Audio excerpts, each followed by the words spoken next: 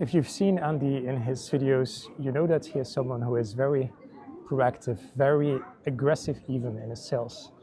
And although I think that has pros and cons, I want to dive into why I like this side of him and why I think this is a very beneficial thing that you can have in sales and in life in general, right? So if you look at the way he interacts in his sales meetings, and he's doing like in-person meetings, right? So when he does that, often he is taking like charge of the situation, all right? And he is very proactive when he goes about things. Like he is like rushing into deals and things like that.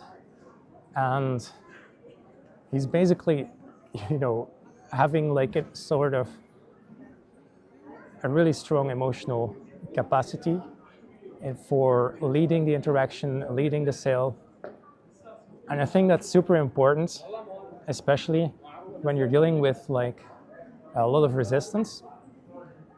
It kind of depends on like, you know, the situation and your style of selling, but what he does is like he basically overcomes like all the resistance by being so dominant.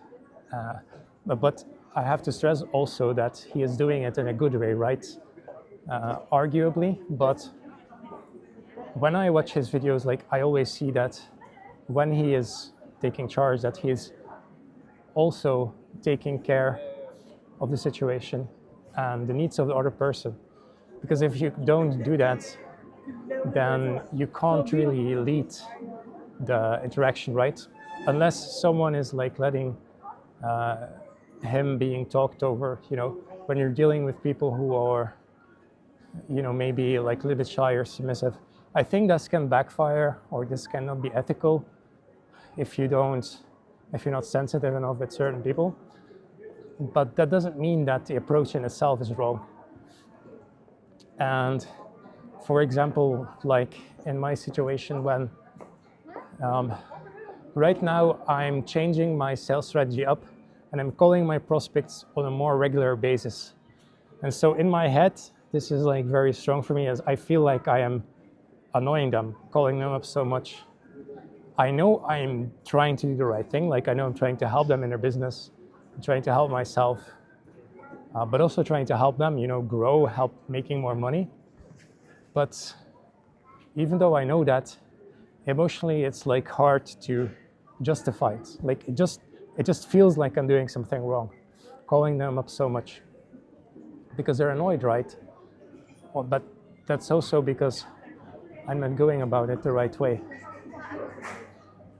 And for situations like this, I feel like really taking charge of your situation, being proactive, being dominant, can be very, very, very beneficial. Because if you don't do that, you're never going to overcome the tension that's in your head of like, you know, I'm being annoying. You need to overcome that. And you do that by being dominant, by having that in your head that you are doing it with a sense of integrity, right?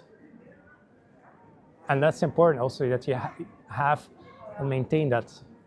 Because if you don't have a sense of integrity, then you know you're probably just not dealing with people in the right way, right? So you need to have that. And then when you have that in your head, like when you have that strong conviction, when you take charge emotionally of your own situation, you can also explain that a lot better to people that are dealing with you, right? If you have that conviction, you'll be able to explain it. If you don't have the conviction, you won't. You could use like, you can try to rationalize, you know, that you're trying to help them, but people will still get annoyed if you don't take charge of your conviction. And that's something that you can really learn from Andy just by watching his videos. But of course, you know, if you want to go more in depth, there's always like the training that he has as well. Something I've strongly considered, but he is in the USA, so sometimes difficult with the hours and stuff like that. But yeah.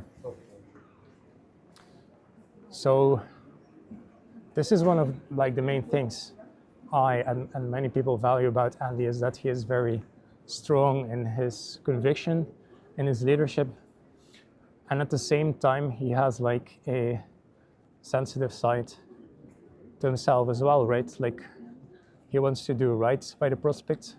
He wants to lift the situation up, lift the people up. And I think that's something I want to apply more in like my own sales calls as well.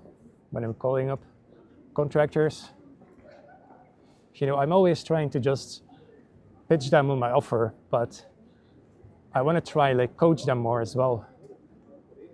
But it's difficult because they're being like annoying and they're a hard sell. So then being able to overcome that resistance and at the same time still coaching them is difficult. But to be honest, it's also a lot the way you approach people. If you approach them on the phone and you are present from the moment that you start and you're calibrated from the moment that you start, you know, you really try to care about the way you communicate and what they say and how you respond, you'll have a lot less resistance immediately. So that's something I need to work on as well, the calibration. But it's not just doing that, it's also feeling like that. You need also feel like you want to help them. And that takes a certain empathy. I'm getting a little bit off track with the Andy Elliott stuff, but it is relevant because it's also something, a trait that he has and that every salesperson needs. But the main trait I really value about him is like his aggression and his conviction. And I think the best things happens when you have like a sort of benevolent aggression. I think that's really how you can have success, especially in entrepreneurship, is like benevolent aggression. But then also you need to have like the nervous system to be able to handle that. So you also need to be able to stay calm when the situation requires it, right? So these are like two traits, benevolent aggression and calmness, that I think are really valuable in entrepreneurship and in sales in general. So yeah, that's my opinion. This video was about Andy Elliott. I hope you enjoyed it. I hope you learned something, and check out my next video if you want. If you guys have any ideas, let me know. I'll see you soon. Cheers.